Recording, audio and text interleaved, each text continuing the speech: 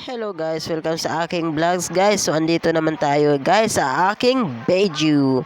So ayan guys, napadaan ako sa palengke. Maraming nagbibinta guys. Ayan, marami. So napadaan ako sa mga isdaan. Ang murang-mura ng mga isda nila guys. Merong tagtag 100 pesos, 80 pesos. Oh, fresh na fresh talaga ang isda nila guys.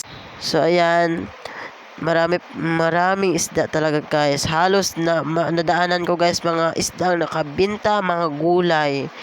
So ayan guys, hindi ako nagtumpik-tumpik guys. Dumaan ako sa palengke ng mga prutasan guys kasi alam nyo na favorite ko yung mga prutas. Mahilig ako kumain ng prutas. Ayan.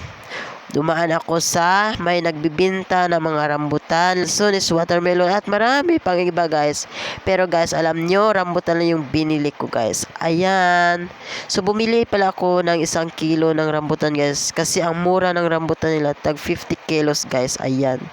May price tag pa. So bumili ako niya ng isa. Ayan. Pumipili pa ako. So ang sarap niyan guys. Maharlika na rambutan. Sarap talaga. Matamis.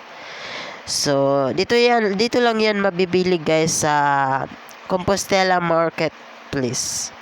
So, ayan guys, binayaran ko. Ayan, may mga lansones pa natitira. So, hindi na ako bumili ng lansones. Humanap na ako ng iba. Ayan, may nakita akong mangustin. Bumili ako ng dalawa guys. Ayan. Yung binili ko guys, dalawa at 2 pungpong ng lansones. So, hindi ako magpapahuli na bumili ng lansones. Ayan na binili ko guys. 70 lahat guys. So, diba, nakatipid pa ako, 70 lang nabayaran ko. Ayan naman ako, maraming nagbibenta ng mga gulay, at iba-iba pang mga gulay. Ayan, ang dami. So, duman ako guys, ito yung terminal ng Compostela Valley, province of Davao de Oro. Diba, walang bus na guys. So, ayan, bumili ako ng ulam ko.